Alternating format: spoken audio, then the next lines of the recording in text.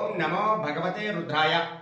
ఎవరైనా భార్యాభర్త మధ్య ఇబ్బంది ఎక్కువగా ఉండి భర్త దూరంగా ఉండడం కానీ లేదా ప్రేమికుడు ప్రేమికురాల మధ్య ప్రేమికుడు దూరంగా ఉండి ప్రేమికురాలు ఇబ్బంది పడుతున్నటువంటి సందర్భంలో ఈ మంత్ర జపం అనేటటువంటిది సాధన చేసుకోండి. ఇది మీరు సోమవారం నాడే చేయాలి. ఇది ఆడవాళ్ళు మాత్రమే చేసుకోవలసినటువంటి రతీదేవి యొక్క మంత్రం. ఈ మంత్ర సాధన కన్నా ముందు ఓం శృంగార రసాయనాయ నమః అనేటటువంటి మంత్రాన్ని 11 సార్లు జపం చేసుకోవాలి. సోమవారం నాడు చేయాలి. ఒక చక్కనైనటువంటి గదిలో మీరు కూర్చుని ఒక ఆవునేతి దీపాన్ని వెలిగించి తేనెను నైవేద్యంగా పెట్టి గులాబీ లేదా చందనముకు సంబంధించినటువంటి అగరబత్తి ధూపాన్ని ఆ యొక్క గది అంతా కూడా వేసుకోవాలి.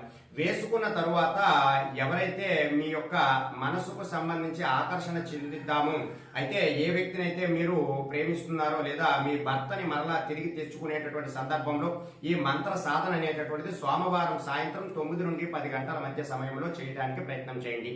ఆ మంత్రం ఏమిటి అంటే ఓం రత్యై నమః సంధానం కురు కురు స్వాహ. ఈ మంత్రాన్ని 108 సార్లు ఏదైనా రుద్రాక్ష జపమాలతో గాని చందనం జపమాలతో గాని సాధన చేయండి. అలాగే తేనెను నైవేద్యంగా పెట్టారు కదా, దానిని మీ చూపుడు వేలుని ముంచి ఒక బొట్టుగా మీ యొక్క కుడి బొగ్గ మీద పెట్టుకోవాలి. అది అంతా కూడా పూర్తి అయిన తర్వాత ఆ తేనెనంతా కూడా మీరు స్వీకరించాలి. తేనెను స్వీకరించడం ద్వారా మీకు మాధుర్యం అనేటటువంటిది మీ యొక్క లైఫ్ పార్ట్నర్ లేదా ప్రేమికుడికి కలిగేటటువంటి అవకాశం ఉంటుంది. ఇది కేవలం హృదయంకి సంబంధించినటువంటి మంత్రము. ఎవరైతే మీ యొక్క ప్రేమికుడు లేదా భర్తని తిరిగి తెప్పించేటటువంటి గుప్త సాధన తంత్ర మంత్రం ఇది. ఈ యొక్క మంత్రం ఆచరించి మీ యొక్క ప్రేమికుడు లేదా భర్తని తిరిగి తెచ్చుకోవడానికి ప్రయత్నం చేయండి.